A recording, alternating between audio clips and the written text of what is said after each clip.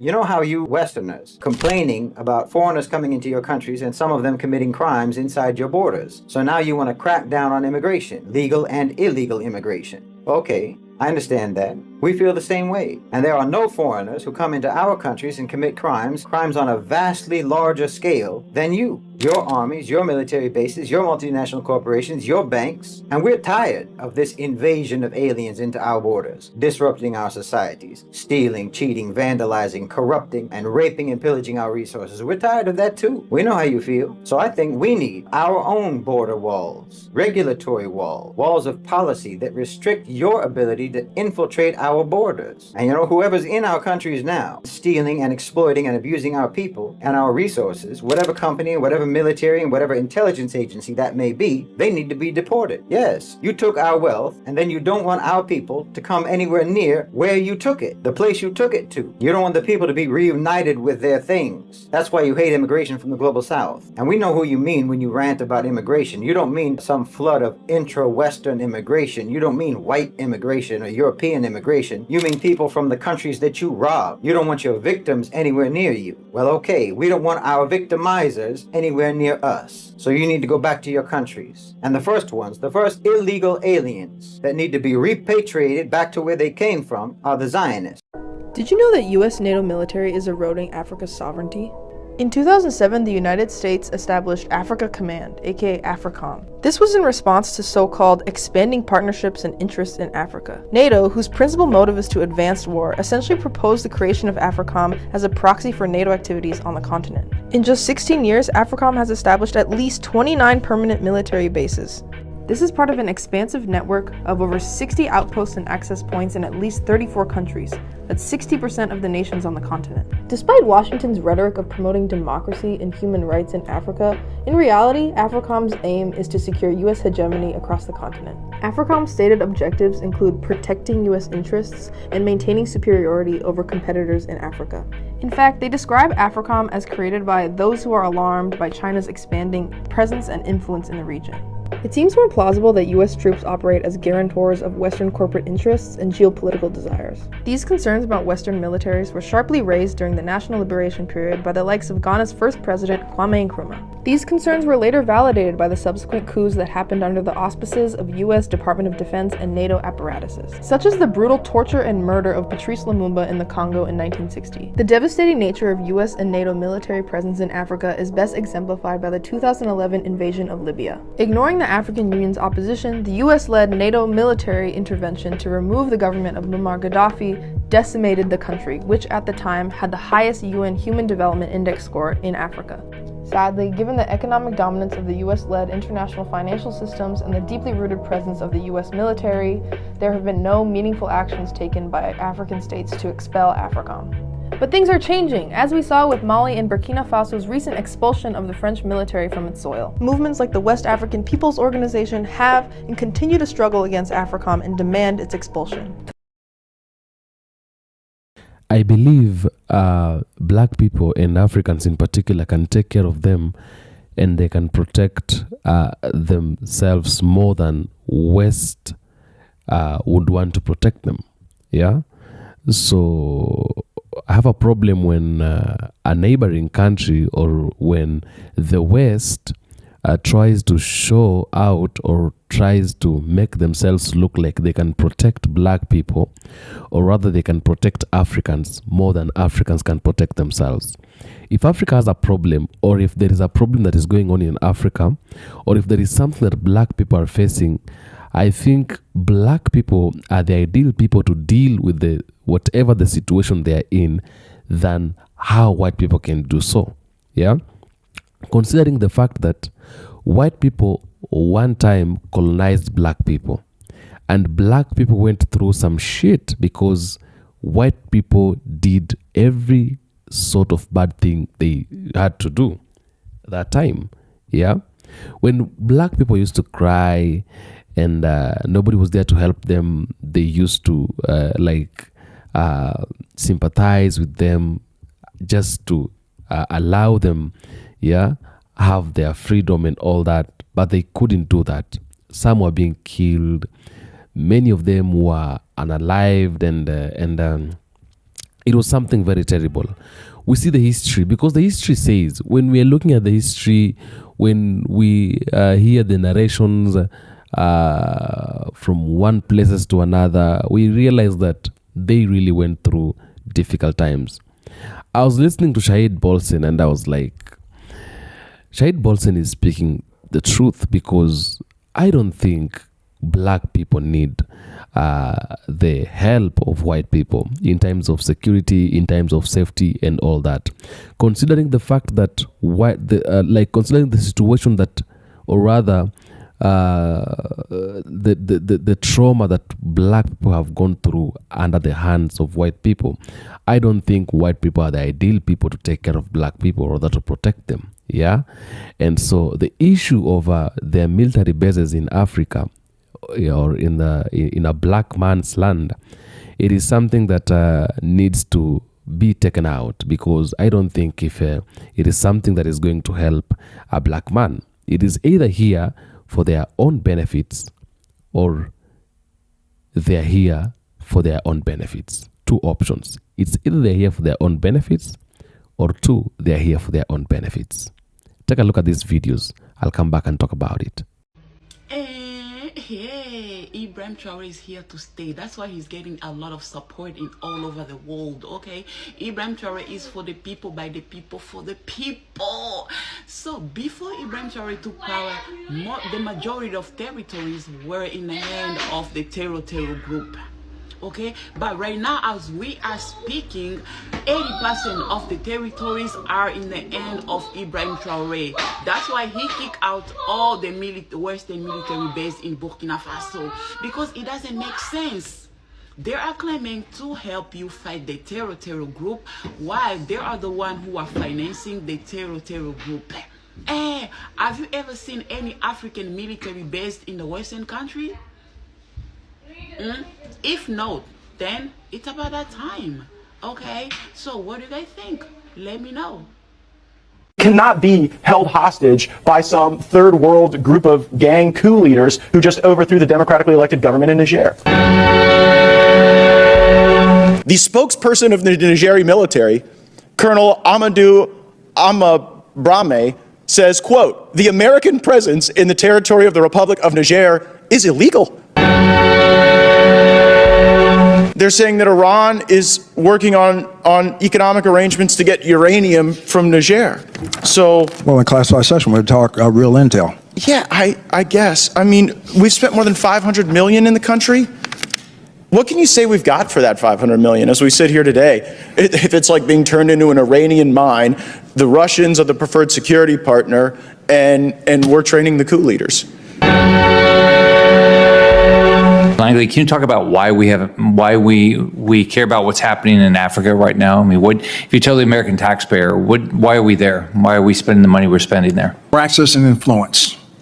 I'd say that a number of countries are at the tipping point of actually being captured by the Russian Federation, as they are spreading some of their false narratives across Libya. And from a strategic answer piece, access influence across the whole Maghreb, that is NATO's southern flank.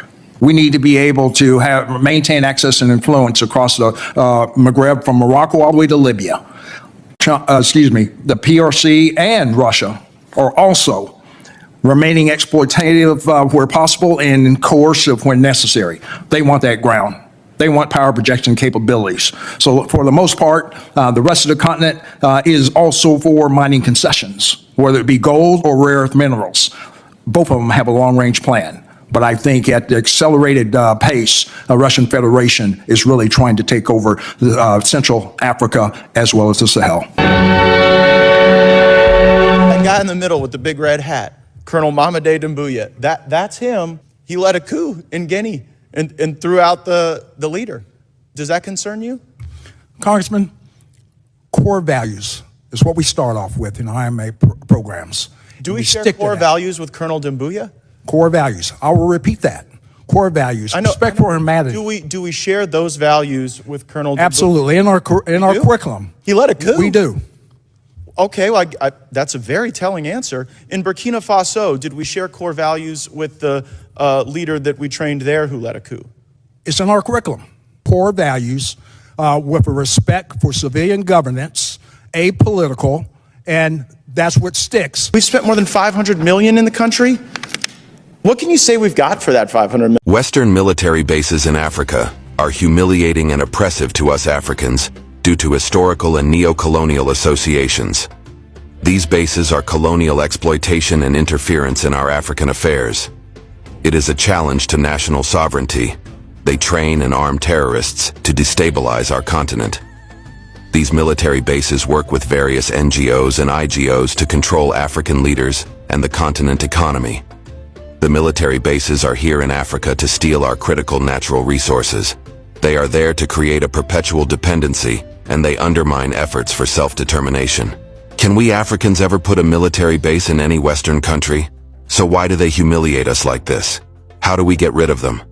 The West has a plan to squeeze even more money out of Africa, and they're calling it tax collectors without borders. And so what they're doing is that they're training hundreds of thousands of tax collectors that aren't loyal to any one country in Africa, and they're providing those as resources so that the African governments can tax their own citizens more effectively. It's basically a 1-2 punch. The first thing that they did through the IMF and the World Bank was they got African countries in a lot of debt, and the cost of servicing that debt started to eat up almost all of the government revenue in many of the African countries. And the Western world came in and said, hey, what if we train tax collectors for you and offer all of our advanced analytical tools that we use to tax people in the Western world? And if you do these tax reforms that we propose, we'll give you even more loans so that you can do your big projects, or maybe you can get that chalet in Switzerland. But unlike the Western world where the tax money might actually find itself circulating in the economy, because they set up these African nations in a lot of debt, the money that they collect from this increased tax revenue is just going to get shot out into the Western world, which is something that even the colonialists of the 1700s couldn't have dreamed would happen. So is there anything that can be done about this? My recommendation is, if you're an African leader, even though it's hard,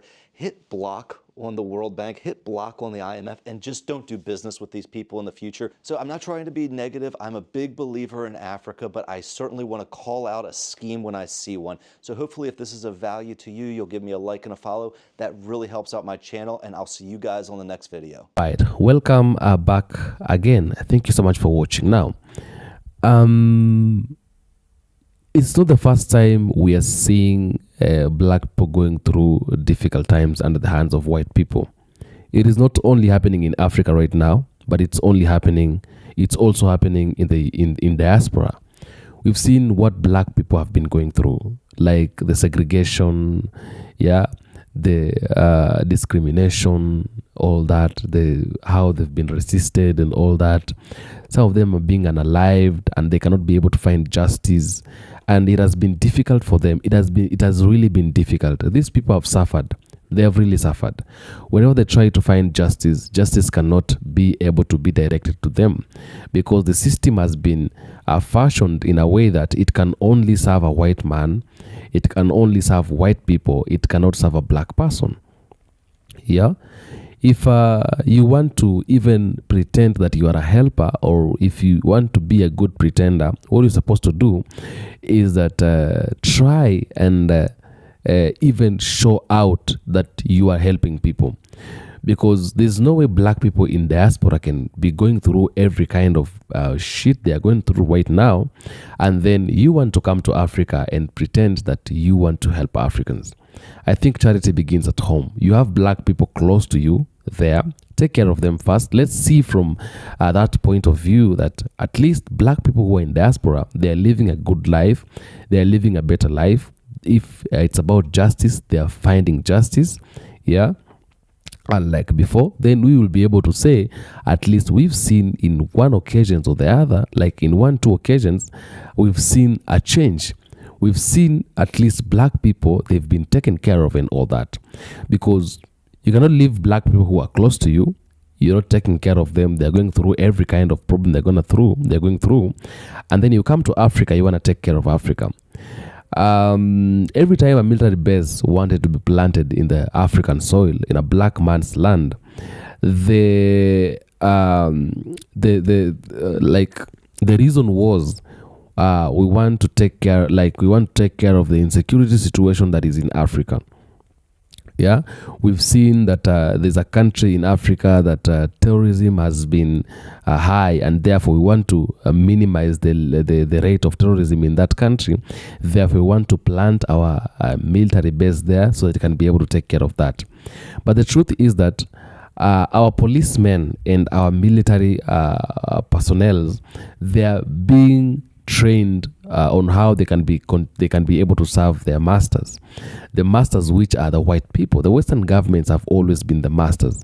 They've always exploit Africa, and for them to continue exploiting Africa, they want to continue being in Africa. Therefore, the military bases they are planting in Africa, it's for the benefit of themselves, so they can be able, so that these military bases can be able to take care of them, the resources that are in Africa, to protect those resources, so that when they are carrying those resources, it will be very easy for them, and nobody can stop them from continuing to carry the resources.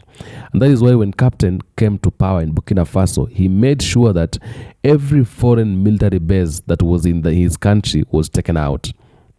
And in one point or the other, he has spoken about the U.S. military bases or Western Europe military bases to be taken out of Africa. Yeah, because this is one of the biggest problems we're having in Africa. One time he was speaking and he said that when they train the military personnel, the black military personnel, when they're training them on how they will resist whenever anybody or someone comes from a side and wants to take over the government. Yeah, they're training them to continue like supervising even the leadership of a country in case they want to do something that is very wrong. Yeah, I don't think it's right. I don't think that is what we want as black people. I don't think that is what we want as Africans in Africa. We don't want that, because it is really, really making it difficult for us to do whatever the things we want to do. Yeah, we don't have the freedom. We're working under the white man's supremacy, and we are like, and it's like, it's really getting out of hands. We don't really want that at all. Yeah, take care of your countries, because you also have a problem. You know, I came to realize something, that West has placed itself to look like the saviors. They've placed themselves in a position, when we look at them, we see these are the saviors. It is only up to recent moment that I realized, even in the US, there are places in the US where people are very poor. They cannot even find one meal. They can't even be able to pay rent. They can't even be able to take their children to school. I used to think that it is only in the US where every city is beautiful and every place people are rich. But I realized we also have even beggars, yeah, and insecurity issues also. So the problems that Africans are going through is the same problem that also these Western countries are going through. We are the same. There's no difference. And so they depend so much on what we have, or on what we are producing, or what our land can produce, to be able to sustain themselves, to be able to take care of themselves. Yeah, to be able to make us to be able to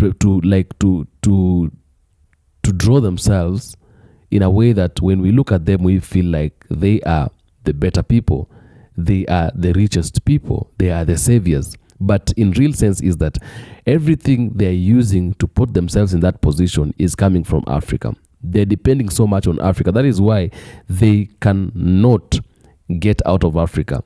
Their well-being is as a result of them associating themselves with an African continent. That is why they do not even want black people to leave the US. They are making it difficult for black people to leave the US and unite themselves with their fellow Africans, because they know it's black people with great minds in the United States of America who are building that country, who are building Western countries. That is why they cannot allow them to leave. Yeah. So the same problems that they are claiming, or the same problems they are saying that Africans are going through, is the same problems they are going through. I think charity begins at home. They need to make their home first before they come and claim they want to make our homes. We don't need that help. I don't think if we need it. Tell me in the comment section if we need it or not. According to me, I think we do not need it, and it's high time they should pack and leave, because we are better the way we are, and we don't need no more of their help in Africa, because they've been helping us for the last 60 years, but no change. I think it's better if we do it ourselves, because even in Burkina Faso, it's only 2 years and we can be able to see a big change, because they say if you want anything to be done well, you better do it yourself. So if we want anything to be done well, I think as black people, we should consider doing it ourselves. Maybe it can take a short time, or maybe something can change. Tell me what you think of the comment section. I'll do my best to make sure I read the comments and give a response where possible. This is the African Streamline. I am at Haiti. Thank you so much for the returning subscribers. If it's your first time to be here, consider subscribing, please. That's the only way you can help me. I love you so much wherever you are. You are my greatest people. God bless.